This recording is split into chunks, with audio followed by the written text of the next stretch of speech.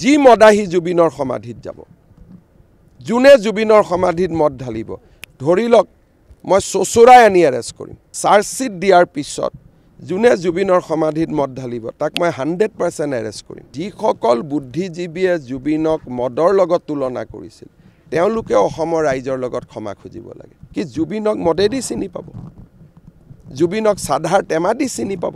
আমাৰ বুদ্ধিজীৱীসকলেও কয় যে নহয় মদ খাই যাব দিয়ক। এতিয়া ইনকুৱাৰীত কি ওলাইছে যে জুবিনে মদ খাব বিচৰা নাছিল, জুবিনক মদ খুওৱা হৈছিল আৰু মদ খুৱাইয়ে জুবিনক হত্যা কৰা হৈছিল। সবচে মই দুখ পাওঁ যেতিয়া আমাৰ বুদ্ধিজীৱীসকলেও কয় যে নহয় মদ খাই যাব দিয়ক।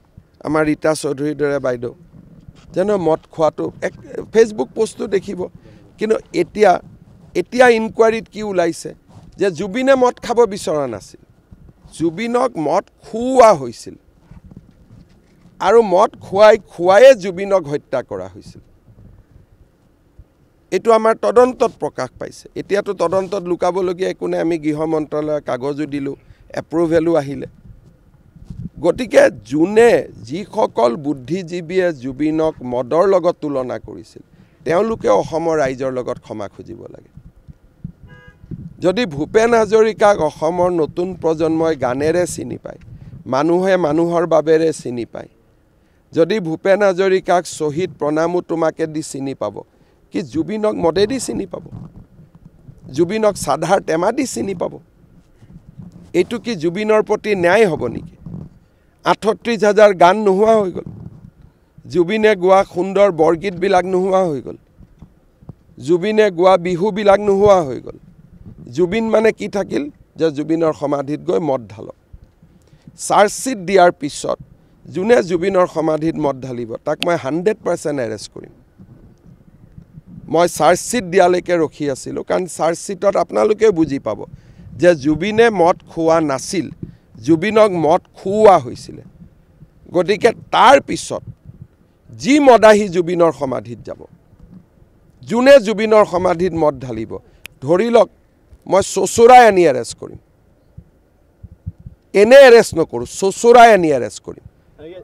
খালি মই ৰখি আছোঁ যে চাৰ্জশ্বিটখন দিয়ক, কথাটো অফিচিয়েল হওক।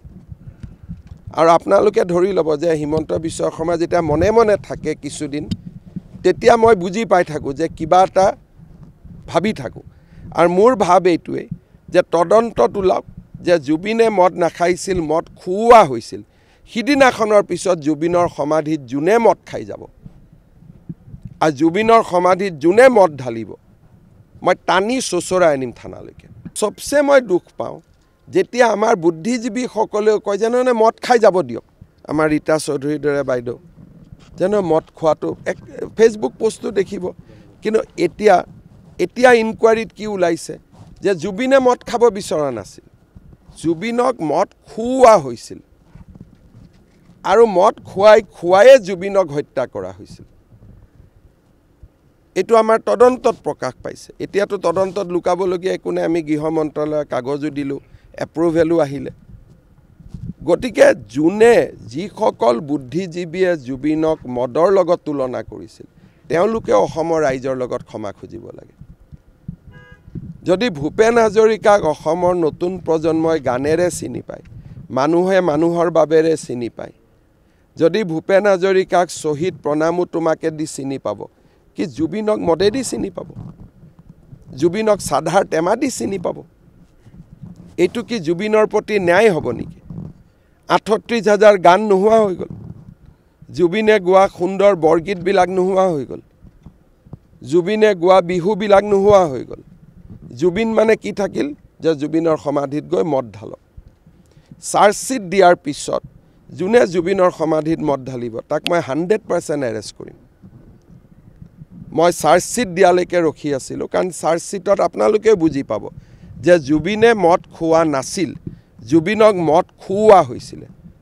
গতিকে তাৰ পিছত যি মদাহী জুবিনৰ সমাধিত যাব, যোনে জুবিনৰ সমাধিত মদ ঢালিব, ধৰি লওক মই চোচৰাই আনি এৰেষ্ট কৰিম।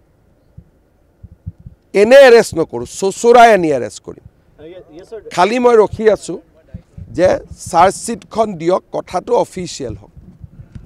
আৰু আপোনালোকে ধৰি ল'ব যে হিমন্ত বিশ্ব শৰ্মা যেতিয়া মনে মনে থাকে কিছুদিন তেতিয়া মই বুজি পাই থাকোঁ যে কিবা এটা ভাবি থাকোঁ আৰু মোৰ ভাৱ এইটোৱেই যে তদন্তত ওলাওক যে জুবিনে মদ নাখাইছিল মদ খুওৱা হৈছিল সিদিনাখনৰ পিছত জুবিনৰ সমাধিত যোনে মদ খাই যাব আৰু জুবিনৰ সমাধিত যোনে মদ ঢালিব মই টানি চোচৰাই আনিম থানালৈকে